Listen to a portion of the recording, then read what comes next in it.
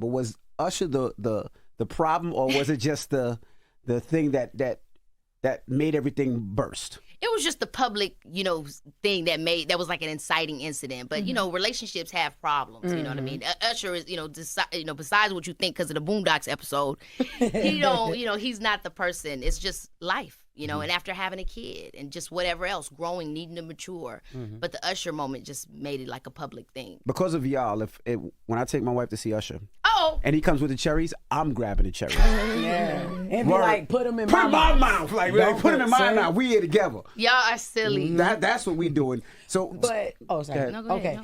But so you broke it down. Obviously, it wasn't just the Usher because we've been listening to the music, and you get like to it. You know what I mean? Like we, Lauren, the tracks, the one where she, it's a lot of them. The one she was one particular one, the Stedman one. The one she I want to know. Well, I think they're talking about, what was the first, off script? Off script. Yeah. So when you start with off script, which I thought was an ironic play on your life, because we've seen you so scripted and so that we think so well put together. Right. No, but this was the first time where we're like, wait, what's happening with Keke Palmer's life? What's going on right now, right? So in that, you talk about, first of all, you say that it wasn't even about fighting for money. You guys were fighting to figure out how it would work with your child, you and your ex, or not ex. Yeah, no. Your ex. Yeah. And then you also talk about you're basically you're trying to show him that you love him, and you're like, I even let you get me pregnant. And when you said that, I'm like, wow. So before we found out about all the Usher things and all that stuff that happened, I found out, but before that happened, were there like insecurities in the relationship from his part, and you felt like being, bringing a kid into the world would change things, or like what was that line about?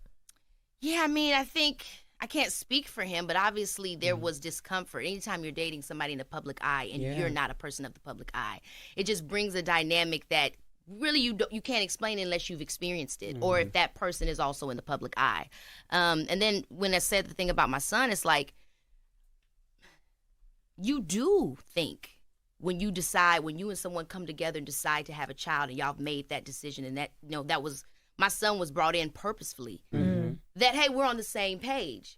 But it doesn't mean that. And I think even more so after you have a kid, you start to see things that maybe you didn't see the way you saw them before. Yeah. It almost opens up whatever insecurities you have, whatever insecurities they have, because you go from being a 1 to a 2 and now a 3. And so, I think, having a child, it really will test a relationship and show you who you have to be to show up for that child. You felt like you had to prove yourself in a relationship, just like, because you are a star, right? You are in the public eye. And sometimes for somebody that doesn't understand that, it feels like you're kind of leaving them. So did you feel like you had to prove even more that, no, I do love you. No, I am here for this situation. Did you feel like you had to prove that even more? I think there are elements of that, even if you don't go in thinking that that's what you're doing. I think that there could have been. I feel like I grew so much in terms of learning better boundaries with myself, because honestly, I never would really even be public with a relationship. But this was a different love, right? This is the love that brought Leo, my son, into my life. So it was a different level. So I was pushing the envelope with my personal and professional boundaries. And I don't want to say I regret it, because it is what it is, and it opened up a new phase of my life of how I want to be less fragmented and be more integrated in there. But at the end of the day, it's like, I'm never going to not be Keke Palmer. I can't turn it off. It's not a costume that I can remove. So it's going to always kind of be a thing that whatever relationships I have are going to have to understand or work around. You got that line in there that they mentioned that you thought he was going to be your Stedman. Okay. Right. Because when my dad heard that line, my dad said it was a good role. I mean, all he had to do was be Stedman. That was it. Stedman's chilling in my mind. Chilling. Right. Laid back. He letting Oprah be Oprah. Yeah, it is what it is.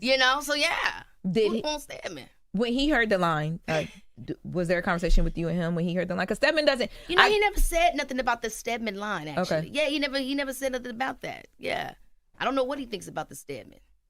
Do he know Stedman? Right. Exactly. Right. Don't even know, man. Did you let him hear the album? I did. And what was his that's what I want to know. He was happy for me. He was like, I'm glad you're transmuting. I mean, he didn't use those words, transmuting, but he was like, I'm glad that you're telling your story and you're allowing yourself to be more open in your music in a way that you weren't before. And I don't know that I would even know this part of myself without this experience having not happened. Right. Even though it wasn't on script. Right.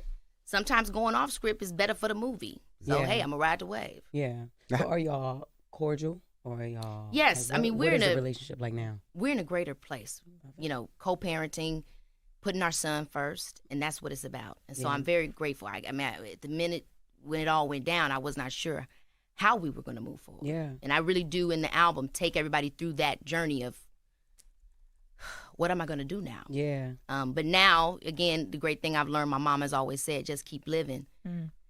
You know, sometimes people are ready to step up in the ways they need to.